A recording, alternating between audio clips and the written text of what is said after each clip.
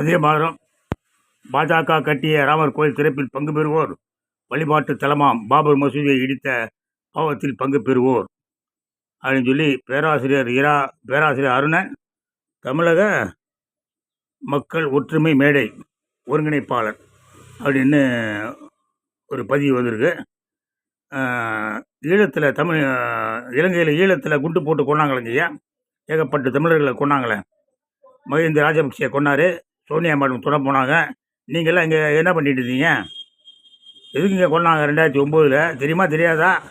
அந்த பாவத்தில் பங்கு பெறுறா? உங்களுக்கு அந்த பாவத்தில் பங்கு இருக்குமா இல்லையா? வேடிக்கை தானே பார்த்துட்டு இருக்கீங்க. தமிழர்லாம் சொல்லாதுங்கப்பா, ஏய் தமிழன் அப்படிலாம் சொல்லாதுங்க, தமிழக மக்கள்னு சொல்லாதுங்க.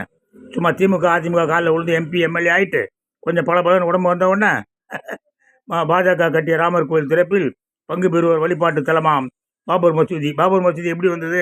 அந்த சரித்திரம்லாம் வேண்டாம். ஆனால் உங்களை மாதிரி கேவலமானவங்க உலகத்திலே கிடையாது. தமிழ்நாடு இன்றைக்கி இந்த அளவுக்கு குட்டிச்சோராக போயிருக்குன்னா உன்ன மாதிரி ஆளுங்களாக தான். அது உண்டியல் குலுக்கிட்டு வந்தீங்க பார்த்தீங்களா, உங்களை மாதிரி ஆளுங்களாக தான். நல்ல கண்ணுன்னு ஒரு யோகி இருக்கிறார். எல்லோரும் யோகி சொல்லிட்டு இருக்காங்க. ரொம்ப வயசாகி போச்சு, இருந்தாலும் அவர் எப்படிப்பட்ட யோகிங்கிறத நான் சின்ன பதிவு போட்டிருந்தேன். நான் 2008 செப்டம்பர் 1 தமிழகத்தில் நடக்கும் மணல் கொள்ளையை கண்டிச்சு பாத யாத்திரை வந்தேன். அப்போ திருநெல்வேலி வரும்போது நிறைய வலது கம்யூனிஸ்ட் தோழர்கள் என்கிட்ட பேசினாங்க. சார், எங்கள் கட்சிக்காரங்க 2 பேரை மணல் மாஃபியா கொண்டுட்டாங்க சார், நீங்கள் ரொம்ப துணிச்சலாக வரீங்க சார், உங்களுக்கு நாங்கள் வரவேற்பு கொடுக்கணும் சார் அப்படின்னாங்க. ஐயான்னு ரொம்ப நேரம் கோயில்பட்டி வரைக்கும் பேசிக்கிட்டு இருந்தாங்க. கோயில்பட்டிக்கு அப்புறம் ஆளை காணும். அப்புறம் திருமங்கலத்துக்கு நான் போலீஸ் பாதுகாப்போடு திருமங்கலம் கெஸ்ட் ஹவுஸுக்குள்ளே போகிறேன். அங்கேருந்து ஒரு 10 கம்யூனிஸ்ட்காரங்க வந்தாங்க. ஐயா நீங்கள் தான் மோகன்ராஜா? ஆமாம் நான் தான். ஏன் வரவேற்பு கொடுக்கல அப்படின்னேன். நல்ல கண்ணு வேண்டான்னு சொல்லிட்டாரியா.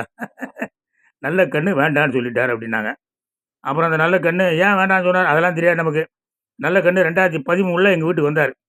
சசி பெருமாள் உண்ணாவிரதம் இருந்தார் இல்லையா, மது விலக்கு கோரி நான் தான் இடம் கொடுத்துருந்தேன். வந்தார். அவர்கிட்ட நான் கேட்டேன், என்னையா நீங்கள் எனக்கு வரவேற்பு கொடுக்க வரல அப்படின்னு. இல்லை நான் ஊரில் இல்லை அப்படின்னாரு. நான் ஊரில் இல்லைன்னாரு. நீங்கள் ஊரில் இல்லைன்னா கட்சிக்கார 4 பேர் வந்து கொடுத்துருக்கலாம்ல.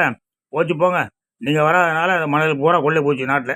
எல்லாம் பல பேர் 1000 கோடி 2000 கோடி 3000 கோடி அடிச்சுட்டான். அட போங்கய்யா அப்படின்னேன். இவ்வளோ தான் உங்கள் அருணன். இதெல்லாம் கட்டிக்கிட்டு பேசாமல் பொத்திக்கிட்டு வர தேர்தலில் யார் கூட கூட்டணி வைக்கலாம், எங்கே தொகுதி வாங்கி ஜெயிக்கிறாங்கிற வேலையை பாருங்கள். தமிழன் வெங்காயம் இப்படி பேசி ஊரை கட்டிட்டு இருக்காங்க. நாட்டை தமிழ் இனத்தை கேவலப்படுத்தாதுங்க. தமிழ்நாட்டை கேவலப்படுத்துறதே உங்களை மாதிரி ஆளுங்க தான். ஜெயஹிந்த்.